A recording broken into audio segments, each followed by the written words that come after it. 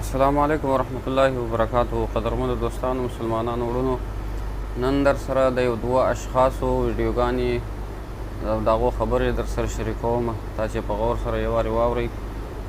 اول خو د دې کس خبرې تاسې واورئ په دا سایډ کې چې دی څه وایي.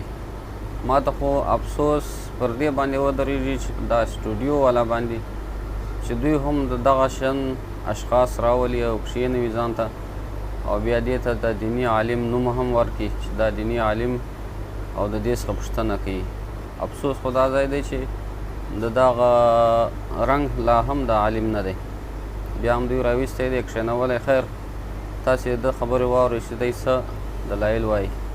قاضي صاحب، په تېرو 2 کلونو کې چې په افغانستان کې له شپږم ټولګي پورته د نجونو ښوونځي تړل شوي دي، راپورونه وایي چې ډېرو نجونو مدرسو ته مخه کړې ده او دیني زده کړې کوي. په اړه ستاسو نظر؟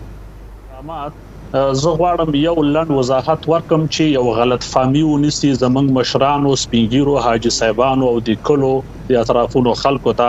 من الحمدلله ټول مسلمانان یو او د دینی علومو زده کړه دا په ځان باندې فرض ګڼو او دا د الله رب العزت حکم ګڼو. د قرآن اولین آیت هم ده چې اقرأ ولولئ، که دینی وي که عصري وي.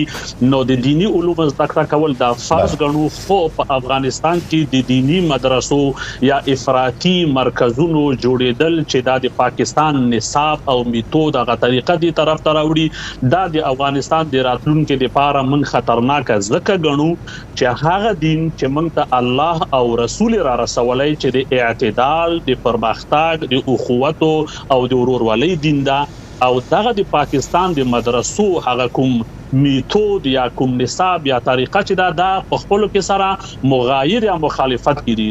محترمو دوستانو، د خبرې خو مو واورېدلې. د ده په خپلو خبرو کې خپله هم تناقض شته. یو وارې وایي چې د دیني مرکزونه او بیا هغه ته غلط نسبت کوي.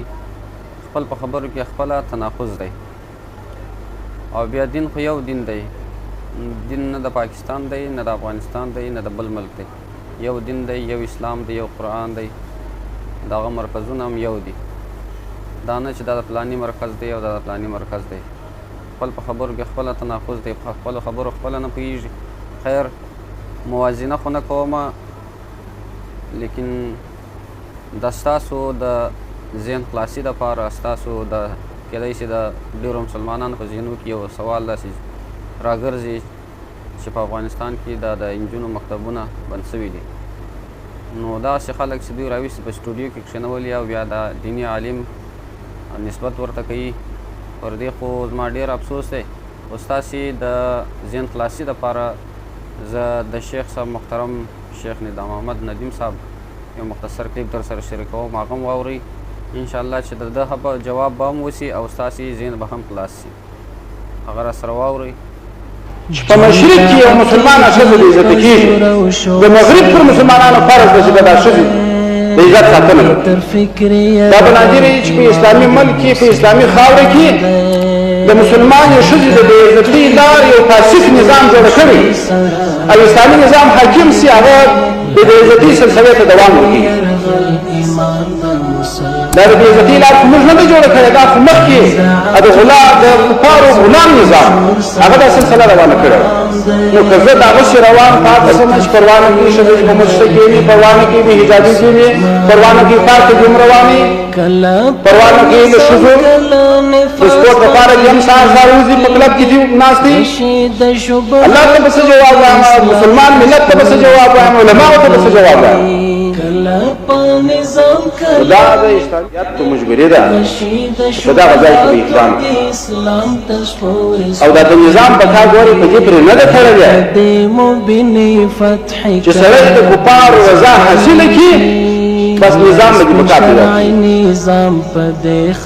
د نظام بقا الله پاک ورته وویله چې زما دې قسم چې نصرت به دې کوم، هغه د الله تعالی د دین په اقامه پرې تړلې ده. مجاهد وروره مخلص مسلمانه دغه برداشت غلط دی. ته د کفارو په رضا کې د نظام بقا وینې، د نظام بقا د الله په رضا کې ده. الله راضي که نظام به دې بقا پیدا کړي. ځکه صراحت د آیات کریمه ده.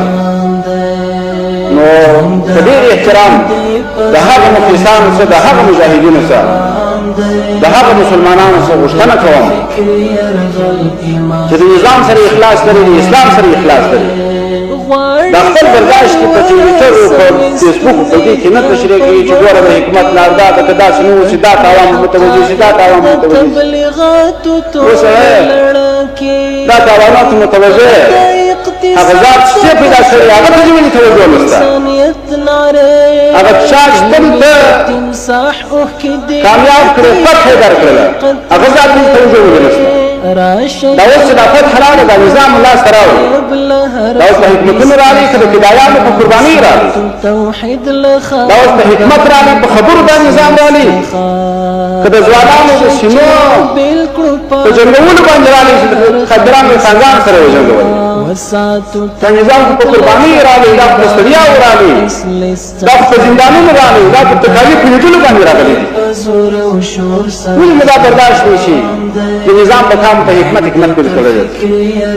ته څنګه دا حکمت د حجاب د لمانځه فرق په چیش کې دی مسلمانه که نن کافر درته وویله چې ته به لمونځ نه کوې که نه موږ په داسې مرستې بندوو زه ته تیار یم چې لمونځ ورته پرېږدې حکمت په وجه باندې نو چې لمونځ نشې پرېښولی روژه نشې پرېښولی حجاب څنګه پرېښولی شي محترمو دوستانو تاسو د شیخ صاحب محترم بیان هم واورېدې دغه خبرې مو هم واورېدلې نو تاسو به انشاءالله ذهن خلاصوئ په سمجھ کې به مو خبره راغلې وي او د قاری عیسی په نامه باندې چې دوی د دیني عالم نسبت ورته کوي زه خو یې عالم نه بولم او د دې حقیقت تاسو ته خپله هم معلوم دی چې هغه څوک دی او د چا غلام دی او چیرې اوسیږي نور ماته د خبرو کولو د دلایلو ضرورت نشته نو هر یو چې دی هر څوک عقل لري الله پاک عقل ورکړی دی قضاوت به تاسې په خپله وکئ چې کم رایه کم دلایل حق دي او څوک د الله دپاره کار کوي او څوک د بل چا دپاره کار کوي نو قضاوت پر تاسې نظر مو هم را سره شریک کړئ